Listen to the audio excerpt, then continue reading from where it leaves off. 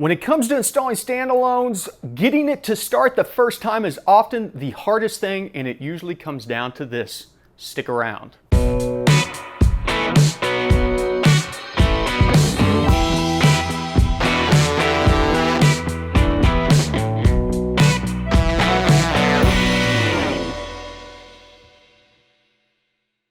What is going on, everybody? Welcome back to the garage, and while I am far away from being the expert in standalone, I have installed enough of these to know that I run into a common problem almost every time I install one of these, and that is getting an RPM signal back into the standalone. And standalones do absolutely nothing without that RPM signal. That RPM signal, even during crank, is what tells everything like the spark and the injectors to do their job.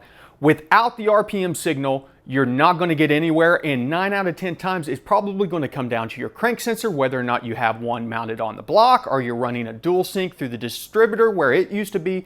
Whatever it may be, if this is not getting a signal, nothing works. And so you want to start with your crank sensor, verify that you have RPM. And you know, there's a lot of different types out there, Hall VR, and based on which ones that you have, the wiring's a little bit different, but I found a quick and easy way to test it out. We're going to jump underneath the hood, grab the harness, plug in this spare crank sensor, and see if we can get an RPM reading in our Fuel Tech software from a crank sensor to verify we're getting an actual RPM signal. Once we have the RPM signal, that's whenever we can start troubleshooting whether or not the injectors are firing, whether or not the spark plugs are firing, things like that. Now, the injectors are going to be based off a cam signal if you're running sequential. If you're not running sequential, it's going to be bait to bank. It's going to come off your crank sensor. So the cam signal's not really that important unless you're set up for sequential. If you have a crank sensor and spark, if you're getting the RPM and your spark and you're still not firing up, try kicking it over to bank fueling. Take that cam sensor out of the equation. See if it works then. If it does, then you know you have an issue with your cam sensor and you need to start tracking down your wiring there. But this has always been the issue. I've had this issue out of the 7 or 8 standalones I've installed. This has haunted me probably 4 or 5 times, including on the Typhoon, and I did this simple trick to get the Typhoon working. Okay, first and foremost, I'm going to go into my software where I have my crank signal. It doesn't matter what it is. It could be a Holley, it could be a Fuel Tech, could be any standalone out there, Max, AM, all that stuff. And I'm actually going to change this thing from our 58X, which we actually have in here, down to a single trigger, 1 at crank or 2 at cam. And that's going to change how often we need to pulse it to get a high input. And that's because you'll see in a second, we're actually going to be tricking it to see a signal, and it's going to be slower than what the engine would be with a 58 tooth gear in there. And so we need to lower it down so we can see if we can get RPM readings.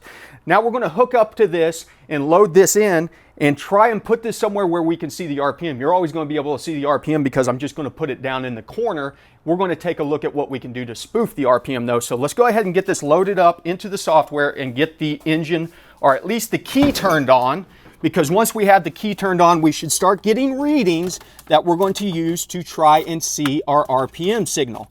Now, we're not going to get a reading yet. Now what I'm going to do is take something like my Milwaukee electric ratchet, or if you need to, you could probably use a drill. I'm going to put this thing just right by the tip and run it. Okay, so on the main RPM display, it wasn't showing, so I've kicked this over to the diagnostics display, and you're going to see up at the top where it goes engine mode off and RPMs. Now if I hold our wrench up to there and run it, bingo, we've got RPMs and it's showing up as cranking. So we have tested really quick that our sensor is now working. We can come back in to our settings underneath our